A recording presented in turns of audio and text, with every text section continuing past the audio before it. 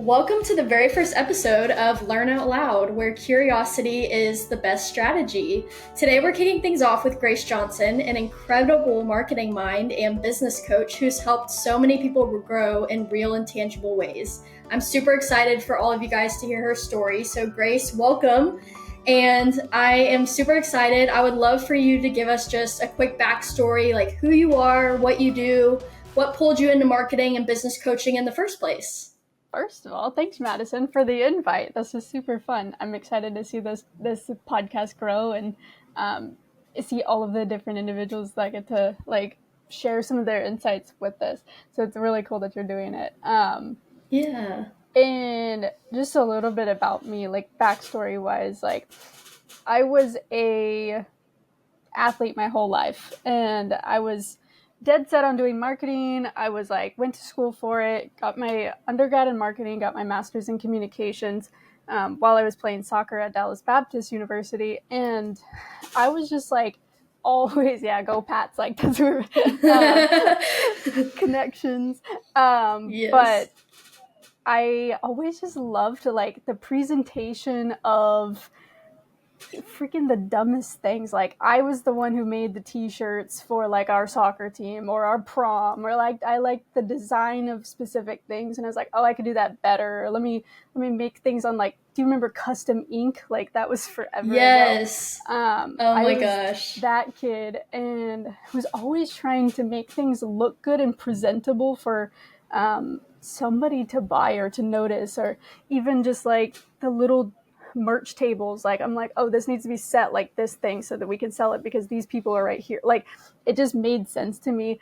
And so I picked marketing as a major when I was in high school and just stuck with it, as far as picking it for college, and never changed my mind. And it was just constant learning.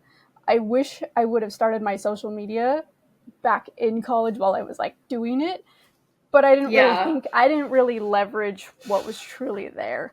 So that was kind of wish I would have, but I'm glad I started it towards the end of my career, or end of my college time.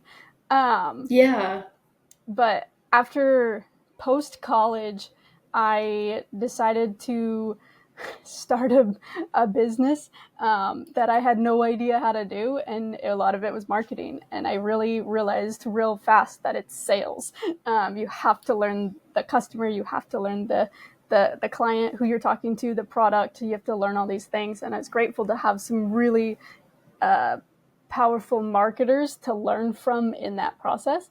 And then that ended up landing me a job in an e-commerce brand where I now do their marketing strategy, and have been doing so for I think 4 years now, with that specific brand. And so it's been really cool to see.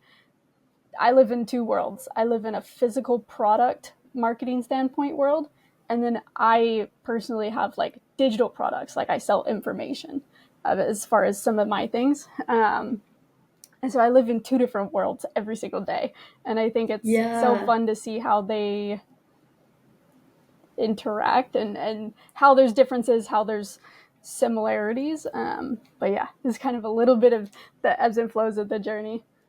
Yeah, that is so cool. I know, I love when you say, I live in a physical world and a digital world. I feel like so many people are in a digital world right now, and that's what I'm encompassed in. So I'm really excited to hear about kind of the work that you do in the physical marketing and the digital marketing, because all I see right now is just the digital side. But I want to learn. The reason I started this podcast is because I was reading Russell Brunson's Expert Secrets book. And he was I'm literally on chapter 2 still, but he was one of the best things you can do as a marketer is stay a student, learn always and grow always. And so that's why I wanted to start. That's why it's called Learn Out Loud, because it's just a conversation together to hear what you do and how you do it, how you learn to do it, how you continue to learn, all of that. So I would love to know, what do you do in, let's start with your job that you have in e-commerce. What does a day-to-day look like for you? So day to day, sometimes for me specifically, when you're working at a small company, I think we have 12 employees, between 12 and 15. So really small company. I did that on purpose. I wanted to learn the ins and outs of a entire marketing process, be able to work really close with the CEO. That was a very conscious choice when I did that. But you end up doing a lot of things. So like my role is the strategist, as far as like there's different tools. We have all these different marketing tools, as far as like we have physical products, we have a different product line, we have different distribution channels, aka all your social media channels. So like Mm. Instagram, Facebook, LinkedIn, TikTok, they're all different ways to sell to different people. And then you Mm. have different products that go to those different people. And then it's like, I get to creatively solve wherever our constraint is for whatever next quarter. So, whatever the CEO kind of decides, as far as like, hey, this is a problem, as far as like, I think we can grow in this one little spot. Yeah. And we need a solution for this problem, this constraint in our business, because that one little piece is not allowing the rest of the customers to get to the purchasing. Yeah. And so he'll give us like an idea of what the problem is, but a lot of it, the times you don't actually know what the constraint is. Mm-hmm. There's been times where you're just like shooting in the dark, and you kind of just like, I guess we'll do this and then see if it works. And Yeah. Trial and error, kind and of. a lot of it is trial and error. One thing that I've found is really cool is we've gone from physical products, like we have all the physical products, but because of my background in online education and the information business, I've been able to give ideas and insights into how we can insert paid digital courses and products into our physical business. And so it kind of bridges the gap between all of the different problems that people have. And so Yeah. over the 4 years that I've been there, that's been like an evolution. But I think That's so cool. it's really cool to merge the two, because there is such a Yeah. need for both if you have both, as far as like a product offer. Right. And they play hand in hand. So Mm-hmm. that's really great that you had that experience and were able to kind of like spark that evolution. Yeah. Now, I heard a rumor from, well, you, that today you solved a really big like constraint in the business. And so I'd love to hear about that. Yeah, as far as like what we've been trying to do, it really was more identifying the constraint, because we've just been Mm. making content, doing stuff on social media. I've been trying to play around with different ways of making content, but we have this one group of individuals, UCG content, and we just Okay. haven't been utilizing them the best way we could be. And so I realized, I was like, oh, if I literally just ask them to make this type of content, then that will solve me not having to make 150 pieces of content in the next quarter. And I was like, let's Yeah. leverage the people that we do have access to, that do want to help us, that we already have that rapport with, and stop getting, basically, we just had, look at this product, it's pretty kind of stuff. Mm-hmm. And it works. Trust me, it works. But Yeah. our actual constraint is the fact that our potential buyer doesn't even know why they need the product. So they need education piece of content to even get them in the consideration phase of the buying journey. And so I was like, brilliant. Like, we just need education type content. Now, I don't want to make that piece of content, but we do have the tools to be able, and the team to be able to do that. So it was like Yeah. this big, huge whiteboard, and we were talking for like, me and my marketing manager for like, honestly, probably like an hour and a half. And we finally were like, that's the thing. And Oh it was my kind of, it gosh. was fun for me. I was like, oh, this feels Yeah. like we just solved something. Yeah, it's like a breakthrough almost. That's so Yes. cool. And it's like, now once you're clear on who you're selling to, the channel you're selling to, the piece of content that you're making, and who's actually Mm-hmm. doing it, then it's just the execution. But it's all of those pieces have to align. Which Mm-hmm. is why when you go and make a piece of content, you're just like, I don't know, I hope it works. Like, you don't really Yeah. have the back into it, which, trust me, you have to try stuff. Like, you just gotta post it. And even if you go back on my Instagram from my personal stuff, I just tried a bunch of stuff. And there's certain pieces I Yeah. love. There's certain pieces that the audience absolutely hates. And I'm like, oh, they really do help us decide what they want to see. And I'm like, if it's Yeah. not working, fix it. Try to solve it a different way. So that was really fun today, which isn't normally my everyday day to day. Normally I'm finishing the final touches on social media. I'm making sure that some of our campaigns for the following quarter are still on track. More so or Mm. less like I'm planning the next campaign for the next quarter. So I'm always like Gotcha. 3 months ahead of where we should be, if that makes sense, from the present. Yeah. Oh, that definitely makes sense. Yeah. I feel like when you're talking, it just makes me think of like the slogan for this podcast is curiosity is the best strategy. And I feel like that is exactly how like you were able to kind of find that constraint and like Mm-hmm. find what works, find what doesn't, do trial and error and all of that. I would love to know like what questions do you ask yourself in your business or at your job that kind of like help you get to that conclusion, I guess. There's I love that question because a good question leads to great answers, and when we ask better questions, we get better answers. One of them that I tend to ask a lot is like, have you ever heard of the good decision matrix? It's a little bit different than like the normal one where people are like, it's urgent, it's important. I've seen that one all the Mm-hmm. time. But the good decision matrix is like, what's the upside of this decision? Can I live with the Oh. downside of this decision? And then across from that is what's the downside? And then the likelihood of occurrence. So it's like if you go for a Hail Mary, the likelihood of Mm-hmm. occurrence that that possibly could work, probably low. But the upside could be substantial. So it might be worth taking the risk. And it's like, what's the Mm. worst possible downside that that could be? Is can you withstand that worst possible downside? And so when you're playing with the it's literally called the good decision matrix. Um, I love that. I find that really helpful as far as like prioritizing because by definition, strategy is just prioritizing. You have limited Yeah. resources and limited time, and you need to make results, and you're trying to get the best outcome. Um, and you have limited you don't necessarily have limited shots on goals because as long as the business is alive, you have shots on goals. Um, Yeah. but you're trying to make the best shot on goal and Yeah. have it Yeah. stick. But yeah, That the good definitely makes sense. it's like, can I live with the worst possible downside? Um, what is the possible outcome of this? Because like on one level, if you make a Hail Mary and it works, amazing. You might not be able to recreate it, but it Mm-hmm. could work for that one time. Right. That's a great question that I always refer back to.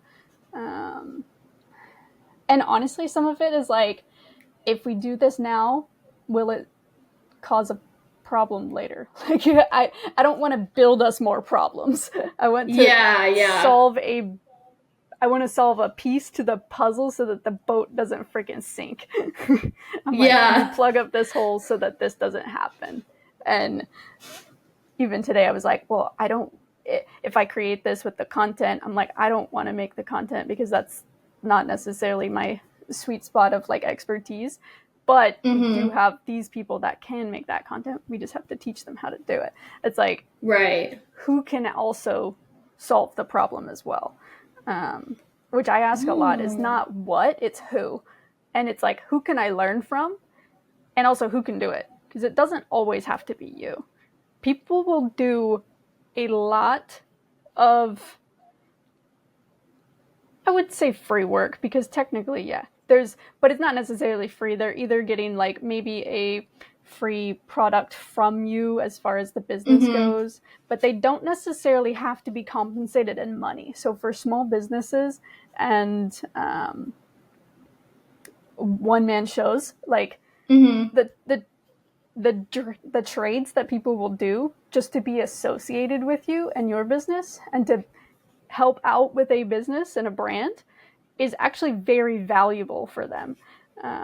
And so if you can position whatever you need help with as a way that can help them as well, you can get a Yeah. lot of stuff for free without having to Yeah. put anybody on payroll. And so I think that's a really good question. It's like not what, but who can help you do this Yeah. as well. That is such a good concept. Like, and it's actually really relatable to me right now because I have a potential client that I pitched last week to work with me, and I gave him a free like lead magnet, infograph, and booklet for his company, and to just to show him that like, hey, I care and I want you to You're succeed like, whether you work with me or not. Yeah. right. And he ended up having a conversation with me and he was like, hey, like, I loved this. Like, you got my attention. I want to make sure that, like, you keep my attention and we can do this for my clients as well. And so he was like, but my biggest fear is I have this amazing virtual assistant in Mexico that I work with. And, like, he wanted to make sure that we were utilizing his VA as well Yeah. as like the work that I'd be doing. And I tend to think I have to do everything on my own.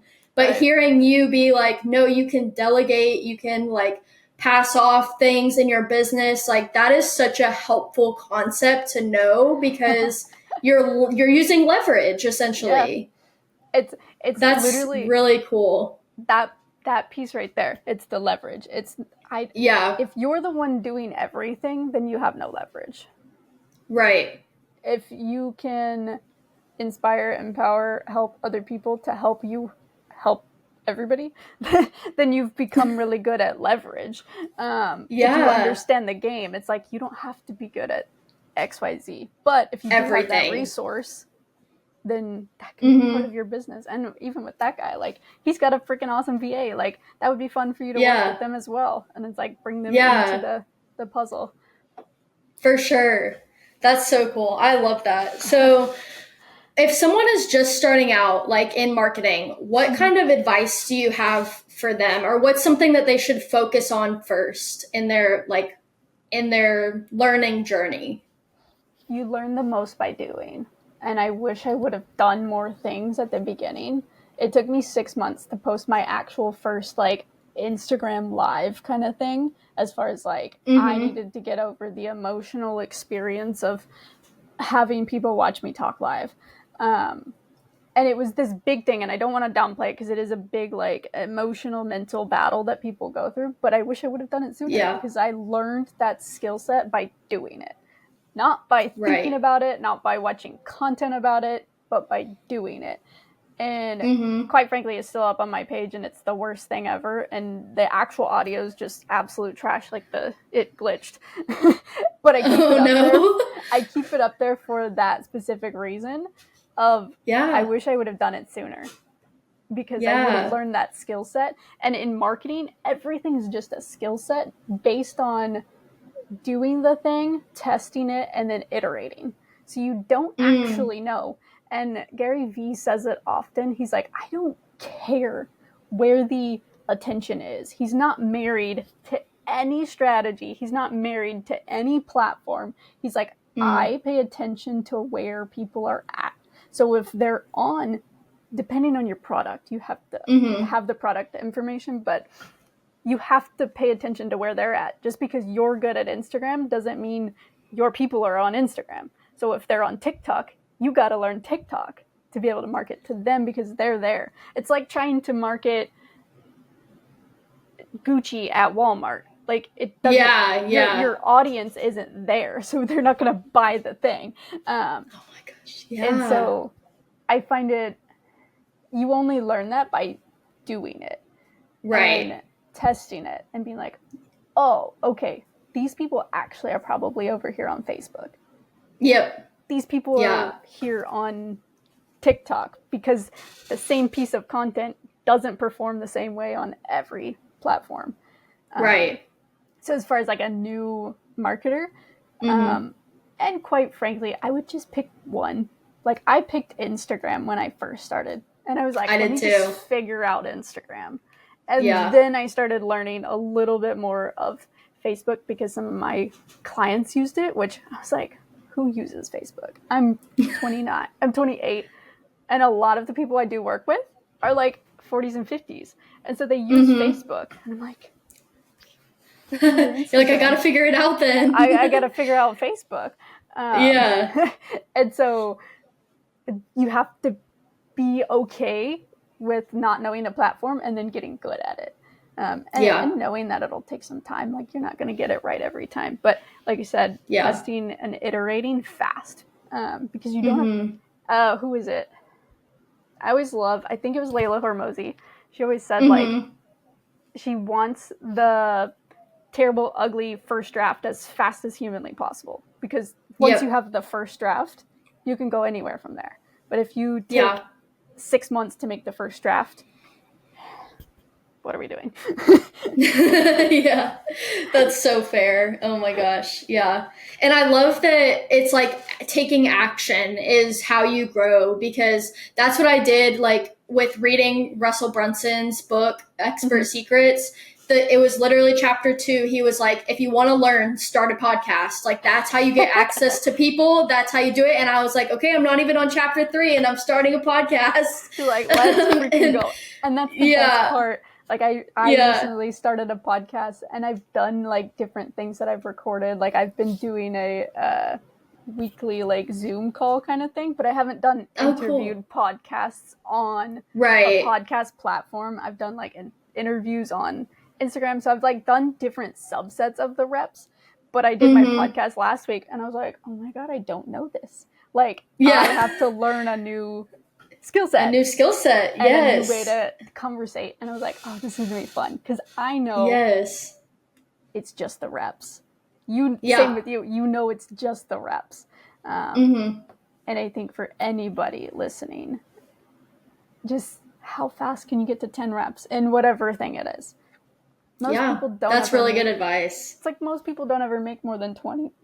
They don't make more than 5 podcasts, but anybody that makes more than 20 is like in the 1% of podcasting because they actually did more than 20 reps.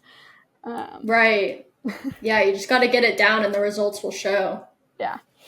So that's that's awesome. And like literally this is this is my biggest fear, doing a podcast, because one of my biggest insecurities, like to share with you, is asking bad questions or not asking enough questions at all. And so to be able, like, that just has to do with my conversational skills that I'm trying to grow. And so like doing an interview like this, I was like, oh my gosh, not only do I have to think of questions, but I need them to be like good questions. And so that's why I chose like curiosity is the best strategy, because not only am I learning, but I'm literally facing my biggest fear in front of people. So that's single-handedly the best way to go about doing it. Anything that scares you just a little bit out of your comfort zone. And quite, your questions are great. I was reading through, like, they're great. But it's all like the active listening too. It's like you could have a template, and I think Lewis Howe does great in his podcast where he has like an outline, but he will ebb and flow with the individual based on their conversation, based on their response. And it's so fun to listen to because it's not boop, boop, boop, boop, boop. It's not rehearsed.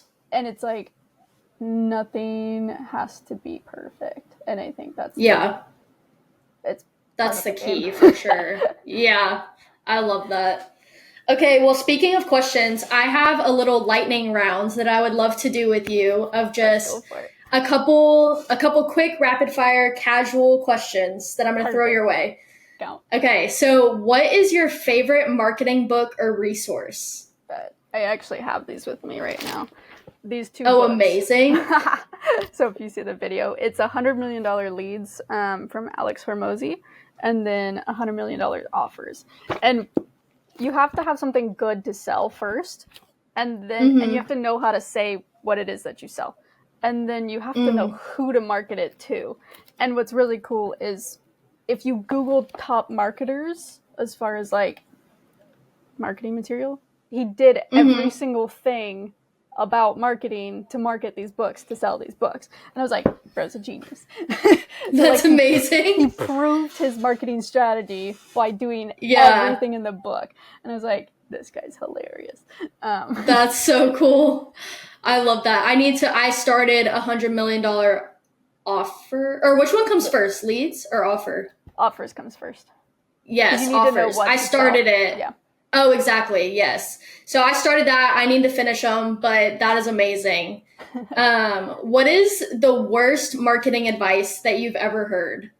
TBH, pick a niche. I have such a problem with pick a niche because it's so, that's such a it's a micro skill set as far as like the meta of marketing. Like, just start talking, and you'll Yeah. find what you. I didn't know I liked half the stuff I talk about now, and Yeah. so I spent so long trying to pick a niche that I missed out on just practicing talking Yeah. about simple things that I liked. Because I'm like, oh, I can't get pitched into that section, or I can't get into this section. And I'm like, That resonates so much with me because I have done like 4 coaching courses with people, and the first thing they say is pick a niche. And I'm like, oh my gosh, like I don't want to. And then I would say like the best thing that I heard from someone was you'll find your niche by doing it. And so like I have just kind of like you said, like just started talking and started learning and found my niche in, oddly enough, like the construction and contracting business, yeah, like people. And I just fell into it. I didn't like choose that and then like target them or anything. It just kind of happened. And so that's how it happened for me. But that resonates so much with me. it's so funny. That's amazing. Even with you, it's like you had a skill set in videography, and then it's like Mm-hmm. you could talk to videographers, but then you have to actually like be a videographer and talk to videographers and do all that stuff. And it's like actually having the conversation in my mind of like, who do I want to talk to the most, and what conversations do I Yeah. want to have. There's certain things I don't want to have conversations on, so I'm not going to market. Yeah. I don't want to do that. Those kind Yeah. of things. That's so fair. Oh man. Okay, That's so so what good. is one thing that you're learning right now? Ooh, I'm learning the true nature of prioritization. It's like what's actually important, because I have so many things that I've either started and I'm in the middle of, or I say yes to things and I'm like, does that overall help the main goal? Probably, but do I need to do it right this second? Probably not. Mm. Do I need to get XYZ done before?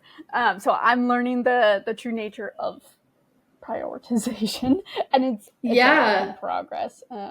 Yeah. Sometimes It's I a get it. skill set in itself. Yeah, it's like you get it right, Yeah. and then you don't get it right, and then Yeah, you gotta figure it out. I do that all the time, like with video editing. I get too excited and I'm like, oh, I'm just gonna do the project I just filmed. And it's like exactly. I have a project from 3 weeks ago I should be working on. And So yeah, totally feel that from a creative standpoint, because I'm like, I'll make stuff when I'm inspired to make stuff, but boy, if I have a client project and there's a deadline, I'm like, really, I don't want to do this anymore. Like, yeah. So relatable. Oh my goodness. Okay, so speaking of like projects and stuff, what is your favorite song or like hype song before a big project? ooh, I love Connor Price. I think it's the song "Too Easy" because it's like hypes you up. It's like Yes. it makes it too easy, and I just go Yeah. into something being like, just make it look easy, even though it might not be. Yeah, Like, yeah. he did all the work to be able to make that happen, but Oh, it I even love has. that song. I just did a patio cover to that song. That's sweet. But it made it look too easy, so Exactly. I love that. Oh my gosh. Okay, well, we're coming up on time, so I just want to say thank you so much for sharing everything that you did today and for learning along with me. How can people find you if they want to work with you, if they want to learn more about what you do? Where can they find you? They can find me at gracejohnson.coach on Instagram. It's really the only place I'm like super responsive every single day. And then in my bio is like book a time on my calendar, because there's so many different things that I Perfect. do that they can just Yeah.